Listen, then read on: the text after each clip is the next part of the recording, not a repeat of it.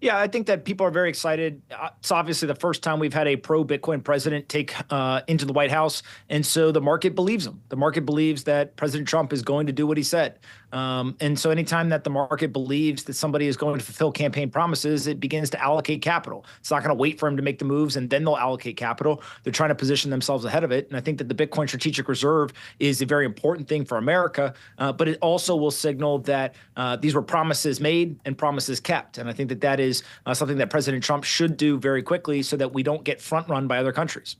Anthony, I don't think any countries except for El Salvador are jumping into the Bitcoin reserve game just yet, or at least they haven't said they are. And even President-elect Trump, it is not clear if that strategic reserve would just hold the Bitcoin that the government already has or buy new Bitcoin. The latter would be a much more sort of controversial move and perhaps counterintuitive since the strategic reserve of dollars is the world's reserve currency. So, I mean, how likely do you actually think it is that the U.S. government's going to be buying it for that reserve?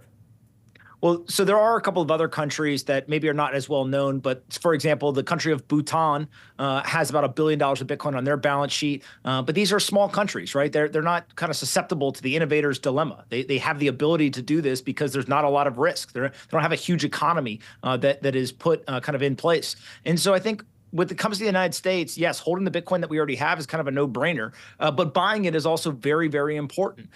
There is a global race for Bitcoin going on right now. And whether you are a local, state, or federal government official, you should be figuring out how to get as much Bitcoin onto the balance sheet as possible.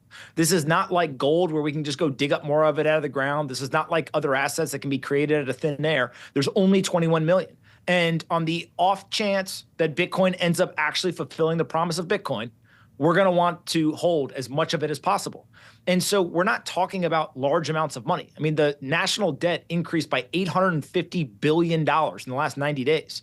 If we were to try to put that same $850 billion into Bitcoin, that is about half of the current market cap. And so we're talking about $100 billion. That's small numbers, rounding errors when it comes to the government spending. And I think that it is well worth the risk reward. Anthony, besides policy, I think you could expect personnel changes here. President-elect Trump has made it very clear how he feels, of course, about SEC Chair Gensler. Any candidates you'd like to see running the SEC? Anthony, any bets you'd place there? No, I think that whoever it is will be somebody who's smart, prudent, and hopefully pro-crypto. Anthony, some of the commentary I've seen has suggested that whatever policy the SEC ends up taking towards crypto could actually be more beneficial to altcoins as opposed to Bitcoin. I mean, Bitcoin, after all, at this point, is pretty accessible in a number of different ways, not necessarily so with the altcoins. Do you agree with that take? I think that Bitcoin has the most regulatory clarity already. And so if there is an increase of regulatory clarity, it naturally is going to flow to other assets. Obviously, Ethereum also has an ETF that is approved, but I expect Solana and many others to get approved over time as well. And so, Bitcoin is kind of the big winner so far. I think it will continue to be the king of the industry, but it does have the most regulatory clarity. That's been a huge boom and tailwind for the asset. But that same regulatory clarity, I think, is coming for other assets over time as well. Anthony, we talk so much about the Trump victory, but Ohio is sending its pro-crypto candidate Bernie Moreno to the Senate as well. How important do you think that was as well to sentiment here?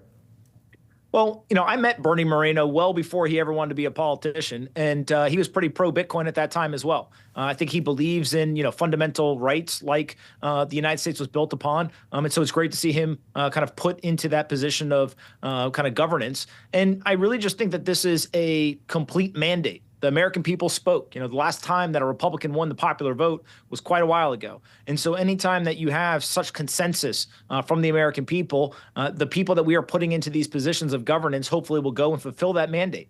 And it's important that they remember what they promised, because that's why people put them into these positions. And so now it's time to kind of just go execute. Stop with any of the divisive politics. Stop with kind of the competition of campaigning. And now it's time to govern. And let's go and actually affect the change that was promised.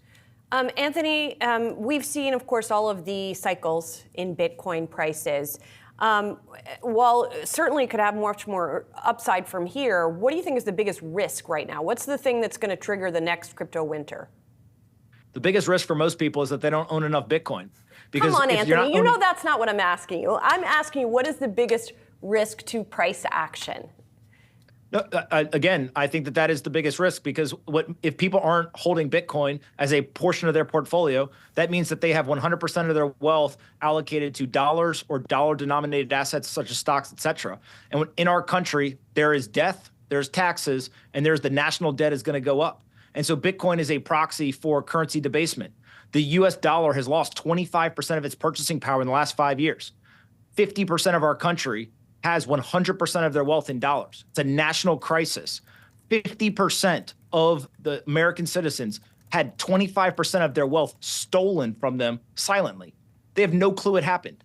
We have to educate these people. It's a financial education gap. An asset like Bitcoin is a digital savings account that helps protect them against that currency debasement. There's many other assets that they can also put into that investment portfolio, but holding too many dollars is the biggest risk in a world where the national debt going up and the currency being debased is all but guaranteed.